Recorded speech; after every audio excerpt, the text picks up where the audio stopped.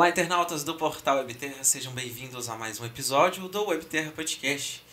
Hoje nós vamos falar sobre o câncer do colo do útero, saúde da mulher, de extrema importância, mas antes da gente começar o nosso bate-papo, eu gostaria que você prestasse atenção aí no vídeo do PIC, o Programa de Investimento no Cidadão da Prefeitura de Montes Claros. Pode soltar. O social também está no maior pique. A Prefeitura vai fazer a infraestrutura para a construção de 2.000 casas populares. E o Programa de Investimento no Cidadão vai reformar todos os CRAs e construir o Centro de Atividade do Idoso aqui, na Praça de Esportes. Qualidade de vida para a nossa gente.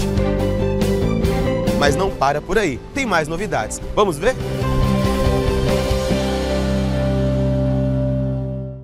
Então agora nós vamos começar aqui a nossa entrevista. Hoje aqui comigo no estúdio a doutora Ana Paula Barros, ela que é oncologista. Seja bem-vinda aos estúdios do Webterra. Obrigada, muito obrigada. É um prazer poder estar aqui falando com vocês, informando a população, é um prazer. E hoje um tema de extrema importância, né? A Ana Paula agora ela vai se apresentar pra gente um pouquinho, contar de onde ela veio, o que ela faz, e aí depois a gente entra nessa temática e preste muita atenção. É com você, pode falar um pouquinho aí sobre a sua vida pra gente.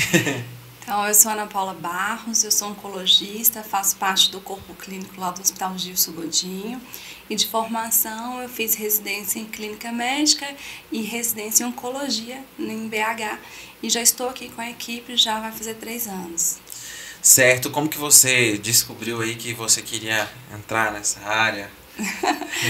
A gente brinca e fala que a gente não escolhe, a gente é escolhido, né? É muito por esse lado mesmo. Eu sempre tive uma afinidade com os pacientes oncológicos, acabam que na residência, nas várias áreas que a gente vai assumindo, vai assistindo os pacientes na clínica, eu fui tendo contato, fui vendo que são pacientes que são extremamente gratos, que precisam muito, que normalmente a gente dá muito e a gente recebe muito deles. Então é muito prazeroso poder ajudar e a gente vê uma gratidão deles. Então, assim, é muito bom, é uma área que eu não me arrependo de ter escolhido, não. Importante. Nós estamos aí no mês de janeiro, né? Tem a campanha aí Janeiro Verde, assim como o Janeiro Branco também, que fala sobre saúde mental, mas hoje em específico nós vamos tratar dessa questão. Campanhas de extrema importância, né? Nós vamos também ressaltar isso aqui dentro da entrevista. Hoje, a questão do câncer do colo do útero. Atenção meninas, atenção mulheres, né? Para essa doença aí. O câncer é muito triste, né? A gente estava conversando aqui há pouco nos bastidores sobre esse assunto. Então, para você que não conhece muito aí sobre o câncer do colo do útero, a doutora Ana Paula vai explicar um pouquinho agora. O que é o câncer do colo do útero? Então tá. Primeiro a gente precisa entender a localização. O que é o colo do útero? Ao fim do canal vaginal, na transição entre o corpo uterino e o canal da vagina, tem uma área que é a parte do colo uterino. Esta área, ela é predisposta a desenvolver câncer naquelas pessoas que têm HPV positivo. Então, é um câncer especificamente dessa parte. Existem neoplasias que são do corpo uterino, da vagina, mas do colo uterino é o que a gente vai tratar sobre hoje, nessa região. Certo, o câncer do colo do útero ele também é conhecido como câncer cervical, né? Isso. Você citou aí a questão do HPV. Como que é transmitido? Explica pra gente. O HPV é um vírus, né? O papilomavírus é um vírus transmitido por via sexual. Sim. Existem vários tipos de HPV. Alguns a gente já sabe, já tem estudos que mostram que são mais agressivos e eles estão mais relacionados ao surgimento desse câncer do colo uterino. Essa região do colo uterino ele é mais sensível às células daquela região a ter algumas microfissuras e essas microfissuras são por onde o vírus entra e ele começa a desenvolver uma inflamação naquele local e crescer, podendo causar úlcera e causar lesão cancerígena, entendeu? Sim, e aí a gente reforça aquela questão de que se é transmitido através de relação sexual é porque não usou o preservativo, correto? Isso. Então, assim, é relacionado com a doença sexualmente transmissível. Preservativo previne, sim. A gente deve recomendar o uso, sim, do preservativo. Uma coisa importante é que nem todo mundo que tem um HPV vai desenvolver o câncer. Sim. Isso é muito importante. verdade. HPV é um vírus que é transmitido com alta incidência na população, circula em várias formas e nem por isso todos vão desenvolver doença. É só aqueles casos que eu te falei que são os casos realmente com alto potencial e a pessoa quando ela tem a predisposição. Certo, quando a gente fala aí, né, da questão do câncer do colo do útero, quais são os sinais e sintomas, né, que a pessoa tem, que a mulher tem, que ela vai buscar uma ajuda para saber se de fato tá com o câncer ou não? Sim. Um primeiro ponto importante dessa pergunta é assim, a gente na verdade não tem que esperar ter sintomas. Porque quando a gente manifesta sintomas, geralmente não é uma coisa tão inicial. Pode ser que já tenha a doença evoluído um pouco. Então, a gente vai falar mais pra frente sobre prevenção. Mas, nesse sentido, quais são os sintomas que podem ocorrer? Sangramento vaginal fora do ciclo menstrual, quando não é o momento de menstruar, ela tem um sangramento. A dispareunia, que é quando a pessoa vai ter relação sexual e começa a ter dor durante o ato sexual. Algum corrimento não relacionado a infecções. Quando a doença está mais avançada, a mulher pode sentir aquela dor embaixo do ventre, que a gente fala, aquela bexiga pesada, que as mulheres às vezes falam, porque às vezes já tem um quadro de massa, já tem um quadro de dor. Então, assim, desde sintomas sistêmicos, quando a pessoa já tem dor óssea, já tem problemas, dificuldades para respirar, tem já um emagrecimento acentuado, um quadro de caquexia, que são essa desnutrição e tudo. Então, tudo depende do início à evolução da doença. Certo, e quando a gente fala, um ponto importante na sua fala, quando a gente fala de dores nas relações sexuais, é importante saber que, no caso, essa dor ela é mais forte, né? Só para saber dividir, né? Porque acaba que acontece às vezes. Mas, por exemplo, a pessoa não tinha essa dor, então já conhece o parceiro, não tinha nenhuma dificuldade, de repente começa a sentir uma dor, mesmo sem ter, no início da relação, já começa com uma dor fora do normal, uma dor que persiste depois, uma coisa assim, que você vê que não está seguindo o habitual, entendeu? E muitas das vezes relacionada a sangramento, não é normal esse sangramento, toda relação está tendo sangramento, fora de relação está tendo sangramento, então a gente tem que olhar alguma coisa aí que está errado. É importante, né, observar essa questão aí, principalmente do sangramento, até porque a mulher, né, tem que saber dividir sobre a questão da menstruação e se de fato acontece este tipo aí. Existe, doutora Ana Paula, algum meio para detectar precocemente, no caso aí, o câncer? Sim, sim. Então, olha, como a gente já sabe muito que está relacionado ao HPV, a gente tem que fazer o exame. Hoje faz na rede pública, nos PSFs, em cidades menores às vezes não tem acesso a ginecologista, então o médico no PSF é quem realiza pra gente, ou o próprio ginecologista da paciente, sabe? O exame é o exame Papa Nicolau, que é o preventivo, que deve ser realizado para poder prevenir se tem já alguma lesão, se tem alguma alteração suspeita no tecido e avaliar o teste do HPV, né, na coleta nesses exames. Certo. Como que é feito esse exame? É um exame ginecológico, a mulher usa naquela cadeira específica, uma marca específica, ela fica deitada, ela vai abrir as pernas e a médica vai passar um espéculo. O espéculo é um material que ele funciona para poder abrir esse colo uterino, para poder abrir o canal vaginal, porque o colo uterino está lá no fundo. E aí ela vai passar um tipo de um cotonete para poder passar tanto dentro do colo uterino quanto em volta. Ele colhe as células naquela região. Como se fosse aquele cotonete, assim, só pra gente comparar do exame do Covid, por exemplo. Assim. Tipo uma escovinha, geralmente uma escovinha. E ela vai passar na lâmina e isso vai mandar para análise. Não é no momento que sai o resultado, entendeu? Enquanto ela realiza esse teste, existem algumas substâncias que ela poder jogar para poder ter uma diferença até do tecido, na coloração. Se a médica, quando estiver olhando, estiver vendo uma ferida, se por um acaso ela estiver vendo o colo do uterino está todo rosinha, mas tem uma mancha branca ali, então são áreas suspeitas. Ela olha, quando ela abre com o espéculo o canal vaginal, ela consegue ver o fundo e avaliar se tem alguma lesão ali suspeita, e mesmo se não tiver, ela realiza a coleta. Essa coleta é mandada para análise e posteriormente é mandada para o paciente o resultado com o que foi identificado. Até as infecções outras DSTs, candidias, outras coisas vaginosas, outras infecções que podem ocorrer. Esse teste também vai mostrar, porque ele é nível celular. Importante, viu? Prestem muita atenção. E uma pergunta que acabou surgindo aqui. Tem mulheres que têm vergonha de fazer esse exame? Muito mesmo. Tem muitas mulheres que às vezes ainda tem uma questão cultural que não aceita, às vezes pacientes, mulheres um pouco mais idosas que não aceitam. Existem mulheres que o marido não deixa, infelizmente ainda existem mulheres que passam por isso. E também por desconhecimento, acham que é uma coisa que não faz muita diferença e tudo. A gente conversou agora um pouco sobre o Covid, né? A gente estava falando. Muitos exames foram postergados, porque naquele momento estava fazendo só exames de urgência mesmo. E depois, quando diminuiu a incidência da infecção, que a gente tem que voltar a fazer e retomar tudo isso. Algumas pessoas já se acomodaram e aí acabaram não voltando aos seus médicos para poder avaliar. Então, é importante que façam o teste, avaliem isso, porque a única forma de a gente saber se tem alguma lesão é sendo avaliado. Tá vendo, gente, como que é importante? Não pode ter vergonha não, hein, meninas? Sobre o exame, né?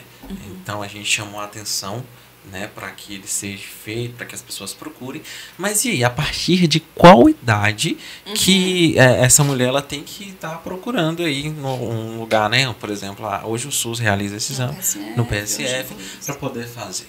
A recomendação são mulheres sexualmente ativas, mulheres que já teve pelo menos uma relação sexual, porque isso é uma coisa interessante. As pacientes perguntam assim, doutora, eu tive um parceiro, mas eu já não tenho relação há muitos anos. Mesmo assim, a partir daquela mulher que já teve uma relação sexual, a indicação é a partir dos 25 anos até os 64 anos. É lógico que às vezes a população tem uma expectativa de vida maior hoje em dia, às vezes a gente consegue indicar para algumas pacientes até por mais anos fazerem, mas a recomendação do INCE, da sociedade, é que a gente faça dos 25 aos 64 anos.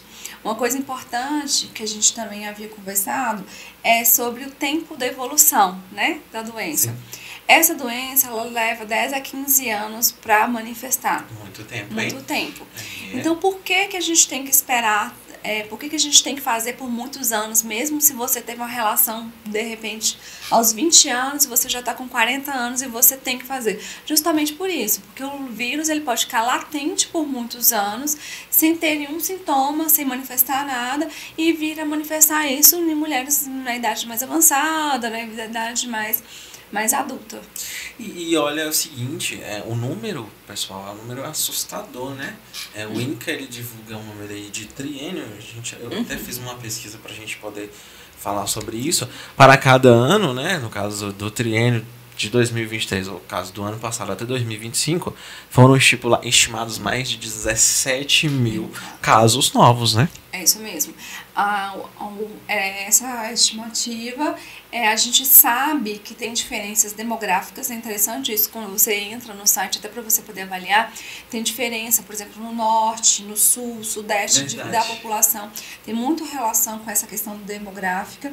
E uma coisa importante é que assim, é a terceira maior causa de diagnóstico de neoplasia, tirando os cânceres de pele, nas mulheres, e a quarta maior causa de morte. Nossa. Então a gente sabe que a incidência é alta e a gente sabe que a mortalidade também é alta se não tratada.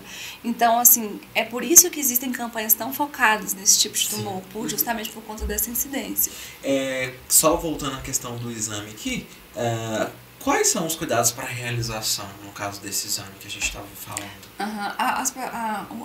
As pacientes perguntam muito, se tem que fazer uma higiene específica, se tem que usar um sabonete íntimo, nada disso. A gente só pede que não tenha tido relação sexual no dia anterior, para não ter contaminação, e não estar no período menstrual, porque pode ter uma dificuldade na coleta, células de descamação uterina, que pode prejudicar. No mais, não precisa de nenhum outro preparo.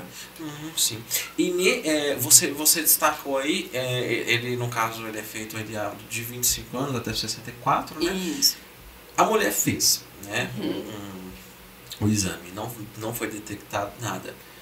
Tem um período que ela tem que voltar lá novamente para poder fazer? Sim. A recomendação da Sociedade Brasileira de Oncologia é que o exame seja feito anualmente. Quando o exame é feito por 2 anos consecutivos e não veio nada de alterado, ela pode passar a fazer a cada 3 anos. Certo? A gente usa, e o exame no caso também é gratuito, né? Lembrar Sim, disso. sim. No caso, a pessoa procura, só para eu entender então, para ela repetir esse exame ou então para ela fazer uma primeira vez, ela procura um ginecologista e ele orienta, e nesses casos, por exemplo, todas as vezes é necessário passar no ginecologista ou como que funciona? Então, na rede privada, o próprio ginecologista já pode colher, já pode enviar, e isso não tem muito complicação, ela vai regular com o próprio ginecologista dela. Sim. Na rede pública, existem, por exemplo, nem todas as cidades têm ginecologista disponível, então às vezes o próprio médico do PSF ou o médico ou o enfermeiro vai poder auxiliar na realização desse exame dentro do posto. É um exame tranquilo, você faz, não precisa de anestesia, não precisa de ir para bloco cirúrgico, nem nada. É feito numa sala de consultório mesmo. E aí tem os agendamentos, alguns casos são feitos em campanhas e tem os casos que são agendamentos mesmo via o PSF com a equipe. Isso, quando a gente fala sobre, voltando na questão do HPV, quando a gente fala no HPV, a gente tem que lembrar também que existe a vacinação, né? Isso. Que é algo muito importante. Isso. E é um tabu, assim, a gente fica... Nós somos oncologistas, faz toda a diferença pra gente poder falar que existe uma vacina para prevenir um câncer, que isso não é tão comum. Então, pra gente é um sucesso, uma coisa que você pode vacinar para não ter um câncer, que uma incidência é alta. Então, assim, pra gente é uma coisa que a gente estimula muito que seja feita. A vacinação, tem até a campanha para que seja feita nas escolas, porque como é uma doença que manifesta na idade mais adulta, e a gente sabe que tem relação com a vida sexual ativa, então a ideia é o quê? Eu vou dar uma vacina antes que a pessoa seja sexualmente ativa, ou seja, nas crianças, para que quando ela tenha o contato com o vírus, ela já seja imune. Então, por isso que a ideia é ser vacinada as crianças. E a ideia é que seja vacinada as meninas a partir dos 9 anos, dos 9 aos 14 anos, e os meninos dos 11 aos 14 anos, certo? Tem muita gente que não acredita em vacina, então isso é uma resistência pra gente.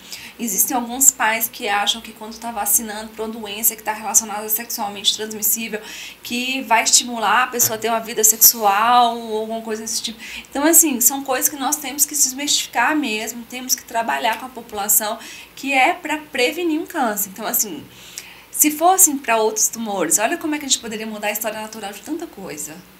É uma coisa que me chama muito a atenção, né? Quando você fala que tem uma vacina aí para poder prevenir o câncer, o olho brilha, né? Porque para outras pessoas que têm outros tipos de câncer, as pessoas não têm essa oportunidade. E aí a gente chama a atenção dos pais nessa questão de quando há essas campanhas de vacinação dentro aí das escolas, para vacinar tanto os meninos quanto as meninas, para quebrar esse tabu, porque lá na frente, né, doutora, se caso a pessoa for diagnosticada, quem vai sofrer a pessoa e a família também. Sim. Pacientes que tenham doenças imunossupressoras, por exemplo, HIV, que tem outras comorbidades, esse período de vacinação é até estendido, porque sabemos que são pessoas de um risco maior e a gente tende a aumentar o tempo de vacinação. Não dá para fazer isso para a população geral. E também existem alguns casos que as pessoas falam assim, eu já tenho HPV, mas o meu não é nenhum desses subtipos, por exemplo, do 8, 11, porque existem vários tipos, que são os de pior prognóstico. Eu posso vacinar? Pode. Só que a gente, infelizmente, não tem em grande escala para a rede pública. Então, assim, alguns pacientes ainda lançam mão de comprar a vacina para poder receber vacina quando já são adultos, porque elas querem diminuir o risco, porque às vezes não tem o vírus de pior prognóstico, de maior agressividade. Entendi, explicado. Sobre a questão, né, do câncer do colo do útero, como que é o diagnóstico dele? O diagnóstico é pelo exame mesmo, pelo Papa Nicolau, para você saber se tem a lesão. Existem classificações, existem lesões pré-malignas até as lesões que são malignas. Quando você vê que o paciente tem uma lesão e que tem aquela lesão pré-maligna, ela vai realizar uma biópsia. O que é a biópsia? Tira um pedacinho daquele tecido doente E aquele tecido doente, ele vai vir pra gente como neoplasia. Existem metaplasias, existem outras definições, mas o que é câncer, que é o tumor maligno, que é o que se pergunta, são as neoplasias. Sim. E aí, quando vem a neoplasia, por meio dessa biópsia confirmada, aí nós temos que fazer outros exames, que é para poder saber qual que é a dimensão dessa doença. É uma doença que está restrita ao corpo uterino, ao colo uterino, é uma doença que já envolve os linfonodos, que são as ímbuas que os pacientes falam, envolve os paramétros, que são os tecidos que estão próximos. Então, a gente vai ter que fazer uma ressonância para poder auxiliar. Olha, já é uma doença que já envolve toda aquela locorregião. Então, a gente vai ter que fazer tomografia de tórax para poder ver se tem alguma coisa no pulmão. Então, o estadiamento após o diagnóstico da doença é uma outra situação. Sim. Aí a gente já tem a definição da doença após a biópsia. Entendi. No caso da pessoa, ela passou ali, né, pelo ginecologista e aí identificou que tem alguma coisa a ser investigada mais a fundo, eles encaminham, no caso, para um oncologista. Ela chega no oncologista depois que já realizou a biópsia. Uhum. Porque essas lesões que eu falei que são pré-malignas, que são as lesões intraepiteliais, que a gente sabe que tem um potencial, caso não tratadas, de virar o câncer, são tratadas ainda com o ginecologista. Então, ele pode, de repente, fazer uma cauterização, que é queimar aquela lesão. Ele pode fazer uma conização, que é como se fosse uma raspagem, que o paciente entende assim. Então, assim, essas lesões que são menos agressivas, que são mais superficiais, que são menos infiltrativas, podem ser tratadas até inicialmente com o ginecologista. Mas quando já é um tumor invasivo, quando já é uma neoplasia invasiva, aí ela vai para o oncologista e aí nós vamos programar os próximos passos de tratamento. Existem alguns fatores que aumentam, no caso aí, o risco? O risco, sim. O risco de infecção o risco da doença é a infecção por HPV. O HPV está relacionado a mais de 80% dos casos. Então, múltiplos parceiros, aquela paciente que tem múltiplos parceiros, ela está mais exposta à infecção e mais exposta ao risco. O tabagismo tem uma correlação já na literatura com o câncer. Existem também uma relação de discussão sobre alteração do pH da vagina, algumas coisas, alguns comprimidos, alguns remédios, ou anticoncepcional oral, mas o principal é a questão da infecção, do tabagismo e dos múltiplos parceiros. E quando a gente fala em questão do tabagismo, hoje a gente vê muitos homens fumando, claro, mas também o número de mulheres fumando aumentou bastante, principalmente depois que surgiu aí, né, o vape, né? Sim, o famoso cigarro eletrônico. O tabagismo é o pior vilão, assim, da gente, do oncologista. A gente sempre tem que ter, assim, toda a campanha, tudo que a gente puder falar com o paciente, não fume. Não fume. É assim, a principal ponto, não fume. Porque a gente sabe que o tabagismo tem relação com vários tipos de neoplasia. Tem aquelas que a gente já sabe, pulmão, cabeça e pescoço, mas tem bexiga, rim. Uma série, né? Então, assim, é realmente o maior vilão do oncologista é o tabagismo. Olha pra você ver. Como que é o acompanhamento, né, dessas pessoas após esse tratamento aí? Uhum. Então, o segmento varia muito do estágio da pessoa. Aqueles tumores que são mais avançados, aquelas doenças que são mais avançadas, ele exige um tratamento e um acompanhamento a longo prazo mais assíduo. Né? A gente precisa ficar mais perto desse paciente. Quando a doença é mais inicial, a gente consegue ter um segmento mais espaçado. E aí a gente continua fazendo. Por exemplo, se o paciente não teve, em alguns casos do tratamento, o paciente tem que tirar o colo uterino, tem que tirar outro, tem que tirar, então é uma cirurgia avançada. O tratamento varia muito. Então, assim, naquelas pacientes que teve que fazer um tratamento mais agressivo, nós vamos acompanhar com ressonância, com exames do preventivo, tudo isso mais próximo. São pacientes que a gente vai acompanhar às vezes por 10 anos. Já as pacientes que têm uma doença diagnosticada mais inicialmente, eu consigo dar um tempo maior para elas e um segmento com ultrassom, com preventivo anual, que tem que continuar sendo feito, e o acompanhamento com o ginecologista, às vezes a cada 4 meses. Então, tudo depende de cada caso, da fase onde foi diagnosticado, de como estava a paciente. Certo. Agora nós vamos entrar para a questão vamos falar um pouquinho de Montes Claros, né? Na realidade aí. Existem muitos casos, pode contar alguma história pra gente aí, né? De algum, por exemplo, algum paciente que chegou e você teve que dar essa notícia, como foi essa reação? Sim, Fala pra gente um pouco, por favor. Infelizmente, a gente tem muitos casos, a gente tem um diagnóstico, o que assusta a gente às vezes, por mais que seja uma doença, às vezes, de mulheres mais idosas, a gente tem cada dia casos de mulheres mais novas. O fato da pandemia, as pessoas terem atrasado, o fato das pacientes virem com doenças com mais avançadas tem assustado bastante a gente. Então, assim, é uma doença que tem uma grande incidência na população, que a gente consegue controlar, a gente consegue até mesmo curar as doenças iniciais.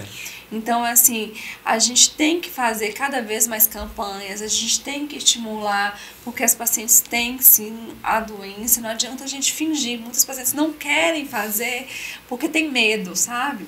Hoje eu tive uma experiência de ter tido, normalmente são de mulheres mais idosas, mas uma paciente com 32 anos. A primeira relação sexual dela foi aos 16 anos, então provavelmente ela desenvolveu essa infecção e evoluiu para doença, ela nunca tinha feito o preventivo. Então, assim, se a gente tivesse visto essa doença lá atrás, há um tempo anterior, ela provavelmente, essa data aí de 25 anos de colher o preventivo, a gente teria que ter antecipado, porque ela teve uma vida sexual ativa mais nova. Então, a gente talvez tivesse uma doença menos agressiva hoje. Eu poderia fazer por ela tratamentos menos agressivos. Olha quanto tempo que já passou, né? Sim. 16 anos aí. A importância, então, de fazer esse tratamento, de buscar primeiro aí ver se de fato tem ou não, fazer o exame que a doutora acabou de falar pra gente, porque se ela tivesse feito e identificado antes, olha pra você ver, Era menos agressivo. muito nova, né? É algo que assusta, né? Principalmente Sim. para vocês que mexem aí diariamente com esses pacientes, já que são mulheres mais velhas que chegam geralmente, né? Mas você até disse que ela pensou que era até a mãe dela, né? Que triste. Porque é um tumor que tem uma evolução geralmente mais lenta. Então, é mais comum em mulheres mais idosas. Então, assim, a gente tem que ter esse cuidado de fazer o exame com regularidade, porque assim que surgir qualquer lesão, a gente vai conseguir. A gente não sabe se ele vai vir com 40, com 60, se ele vai surgir de forma mais precoce. Então, a única forma da gente saber é realmente fazendo o exame. Certo. Doutora, o pessoal mandou uma pergunta aqui pra gente. É uma pergunta bem, assim, bem curiosa. Mas diante do que a doutora acabou de falar aqui, eu até imagino a resposta. Mas vamos lá, né? Se mandou, a gente vai responder aí pra você de casa. Existe a possibilidade de um câncer se curar sozinho? Um câncer se curar sozinho? Não, é pouco provável, não é esperado. Assim, as pacientes perguntam muito sobre isso. Geralmente o tratamento ou é cirúrgico, ou dependendo, a gente pode fazer com radioterapia, ou a gente, naqueles casos mais avançados, a gente vai ter que fazer químio, rádio e braquiterapia. O que é braquiterapia? Braquiterapia é um tratamento que o radioterapeuta faz depois que nós fazemos a químio e a radioterapeuta faz a radiação externa. A braquiterapia é umas sementes com substâncias ionizantes que é feita uma radioterapia interna. Ela insere essas sementes no colo uterino e elas vão irradiando naquela região para poder matar, mas de forma efetiva naquela região. Olha que interessante. Então, aquela paciente que não fez a cirurgia e não tirou o colo uterino, a gente faz por último, a última etapa do tratamento é a braquiterapia, que é colocar essa semente naquela região do colo uterino. Olha que evolução. Não conhecia. Ela tem menos efeito sistêmico, porque ela age mais localmente, naquele local onde ela foi implantada. Entendi. Olha, muito importante. Nossa, o tempo passou super rápido, nós já estamos quase acabando. Mas então, agora nós vamos falar sobre a importância da campanha, né, Janeiro Verde. Então, já como uma forma, né, de finalização, eu gostaria já de agradecer por ter aceito o nosso convite. Um assunto de extrema importância, muito importante mesmo. Então, eu gostaria que você falasse sobre a questão da importância da campanha Janeiro Verde aí para o pessoal que está nos acompanhando e dar um puxãozinho de orelha aí nessas mulheres que não estão buscando aí fazer, né, esse exame precocemente para saber se tem ou não. Pode ficar à vontade. Eu agradeço a oportunidade de estar aqui para falar com isso. Eu acho que sempre quando a gente está educando, a gente está informando, todos nós ganhamos. Assim, a sociedade como um todo ganha. E campanhas, elas são realizadas, elas são planejadas dentro daquelas doenças que têm uma maior incidência. Então a gente sabe que se a gente mudar alguma coisa da nossa cultura, a gente consegue mudar a nossa história. Isso é importantíssimo. E a campanha do Janeiro Verde está focada justamente no colo uterino, estimulando, façam os exames, procurem seu ginecologista, não posterguem sintomas, não se negligenciem. Às vezes os pacientes falam assim, eu tô sangrando, não tô no período menstrual, mas assim, não deve ser nada não. E isso vai passando, vai passando, vai passando. E isso é tempo que a gente está perdendo. Então, eu gostaria que os pais estimulassem a vacinação dos seus filhos, que as colegas, as amigas, os parceiros estimulassem que as mulheres fizessem os exames preventivos nas datas corretas, nos períodos corretos. E aqueles pacientes que estão com sintomas, procurem, mesmo que não seja na época, procurem antecipar suas consultas, procurem ajuda. E aqueles pacientes que já têm o diagnóstico, eu peço que não percam a fé, não desacreditem, porque hoje existem tratamentos modernos, hoje o tratamento é cada vez mais específico, então assim, em grande parte dos casos a gente consegue curar. E às vezes as pessoas têm tanto medo do diagnóstico da doença que elas não se movem e elas acabam negligenciando a própria saúde. Então, caso tenha um diagnóstico, procure o médico, procure ajuda, tira dúvidas, e aí a gente está aqui para ajudar. É isso aí, muito bom, muito bom. Muito obrigado também a você que nos acompanhou em mais um episódio do Webterra Podcast. Acesse o nosso canal no YouTube, Webterra TV, e fique por dentro de mais de 160 episódios já disponíveis. Acompanhe a gente também no portal Webterra, no Instagram, @webterra_ ou pelo site www.webterra.com.br. Um abraço e até o próximo. A saúde está no pique total. Quer ver? Mais 2 grandes UBSs vão ser construídas. E a maior novidade, a Prefeitura irá construir mais 2 UPAs 24 horas. Uma aqui na Independência e a outra na região do Grande Renascença, no bairro Alice Maia. O programa de investimento no cidadão é a saúde no pique total. Vamos conferir mais novidades?